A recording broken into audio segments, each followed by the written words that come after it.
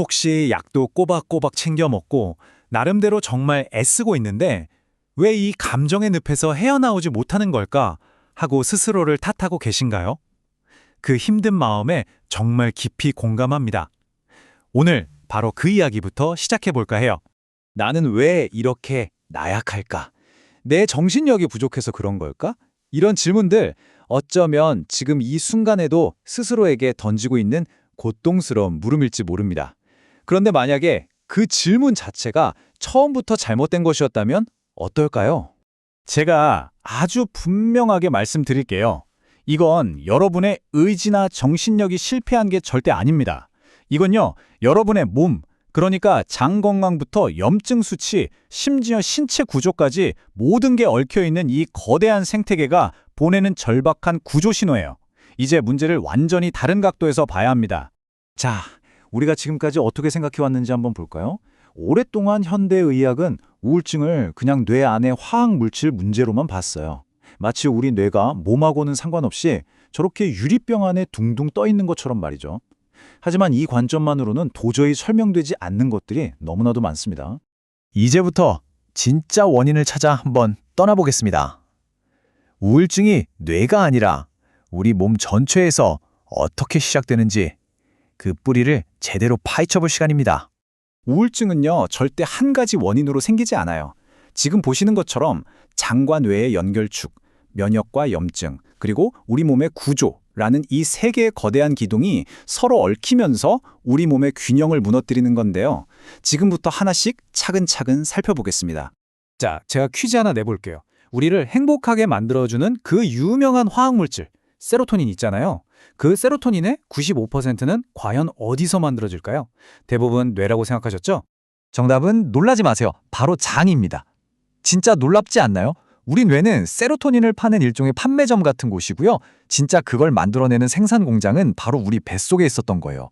그러니까 장 건강이 무너지면 뇌는 행복을 만들 재료 자체를 공급받지 못해서 말라 죽게 되는 거죠. 여기서 끝이 아니에요. 만약에 장벽이 무너지면 어떻게 될까요? 마치 구멍난 방충망처럼 독소나 염증 물질들이 혈관으로 막 새어나가요. 이 염증의 연기가 혈액을 타고 뇌까지 올라가서 불을 지피는 겁니다. 이게 바로 머리가 멍하고 무기력한 브레인 포그의 진짜 실체예요. 이렇게 뇌에 불이 붙는 것만이 문제가 아니에요. 때로는 훨씬 더 직접적인 물리적인 압박이 뇌의 생산 라인을 멈추게 하는데요. 그게 바로 세 번째 축, 구조의 문제입니다. 우리가 그냥 무심코 하고 있는 이 거북목 자세 있잖아요. 이게 마치 고속도로에 병목 현상이 생기는 것처럼 뇌의 생산 공장으로 가는 원자재 공급을 그냥 물리적으로 꽉 막아버리는 거예요. 그렇다면 가장 보편적인 치료법인 항우울제는 왜 때로 완전한 해결책처럼 느껴지지 않을까요? 그 이유를 세로토닌의 덫이라는 개념으로 한번 설명해 볼게요. 항우울제가 뇌 속의 세로토닌 농도를 억지로 막 높여주잖아요? 그러면 우리 뇌는 세로토닌이 너무 많네? 하고 착각을 해요. 그래서 신호를 받는 안테나, 즉 수용체의 숫자를 스스로 줄여버리는 거죠. 이게 바로 약에 대한 내성을 만들고 나중에는 기쁨도 슬픔도 잘 느끼지 못하는 감정 둔마 상태를 만드는 세로토닌 패러독스입니다. 혹시 세상이 온통 잿빛으로 보이고 뭘 해도 마음이 움직이지 않는 그런 납작한 느낌? 그 원인이 바로 여기에 있을 수 있어요. 이 슬라이드가 정말 핵심을 꿰뚫고 있는데요. 증상만 억제하는 건 재료는 형편없는데 인공조미료로 맛만 낸 패스트푸드 같은 거예요. 당장은 괜찮아 보이지만 근본적인 문제는 그대로 있죠. 반면에 근본적인 치유는 우리 몸 전체를 건강하게 만드는 유기농 식단과 같아요. 시스템 전체를 복원해서 지속 가능한 활력을 되찾는 것, 이게 진짜 목표가 되어야 합니다. 자, 이제부터는 희망적인 이야기를 좀 해볼게요. 현대 기능의학의 과학적인 데이터와 우리 전통 한의학의 지혜를 합친 새로운 모델을 통해서 이 무너진 생태계를 충분히 복원할 수 있습니다.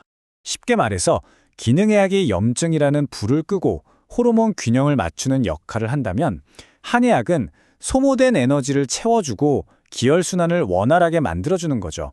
이 둘이 만나서 시너지를 일으킬 때 비로소 우리 몸의 자연 치유력이 깨어나는 생태계 복원이 가능해지는 겁니다. 약을 갑자기 끊는 건 마치 비행기가 활주로도 없이 그냥 추락하는 것과 같아요. 정말 극심한 급난 현상을 겪을 수 있거든요. 이때 한방 치료는 비행기가 고도를 서서히 낮추면서 안전하게 착륙하도록 돕는 연착륙 장치 역할을 해주는 거죠. 뇌의 혼란을 최소화하면서 약물 의존에서 부드럽게 벗어날 수 있도록 도와줍니다. 이게 그냥 막연한 이야기가 아니고요. 다 과학적인 근거가 있는 방법들이에요. 예를 들어서 침 치료는 불균형해진 신경계를 안정시키고요. 계지복용환 같은 한약은 전신염증이라는 불을 끄고 귀비탕은 고갈된 에너지를 꽉 채워줍니다. 보세요. 아까 말씀드렸던 우울증의 3가지 핵심 원인을 모두 정밀하게 다루고 있죠. 자, 이제 정말 중요한 부분입니다. 전문가의 도움도 물론 중요하지만 우리 스스로가 일상에서 치유의 주체가 될 수 있거든요. 그 구체적인 행동 계획을 지금부터 알려드릴게요. 우리 뇌는요, 우리가 하루를 어떻게 보내는지에 따라서 끊임없이 변해요. 바로 이 일일 청사진을 통해서 우리 몸의 자연적인 치유 사이클을 되찾고 뇌의 신경망을 긍정적으로 다시 설계할 수 있습니다. 정말 간단하면서도 굉장히 강력한 방법들이에요. 아침에 일어나서 딱 10분만 햇빛을 쬐어서 세로토닌 스위치를 켜는 거예요. 오후에는 30분 이상 걸으면서 뇌의 영양제라고 불리는 BDNF를 만들어내고요. 저녁에는 깊은 호흡이나 따뜻한 목욕으로 하루 중에 긴장했던 교감신경을 끄고 몸과 마음을 회복 모드로 전환시켜주는 겁니다. 꼭 기억해 주세요. 우울증은 여러분 자신이 아니에요. 그냥 여러분의 몸이라는 복잡한 시스템에 잠시 오류 신호가 뜬 것뿐입니다. 그리고 가장 중요한 건 여러분에게는 그 시스템의 오류를 바로잡고 복원하는 데 참여할 힘이 있다는 사실입니다. 이제 여러분의 몸이 보내는 그 치열한 신호에 응답할 시간입니다. 화학적으로 증상을 덮는 것을 넘어서 몸과 마음의 생태계를 통째로 복원해서 맑은 정신과 활력을 가진 진짜 나를 되찾을 준비 되셨나요?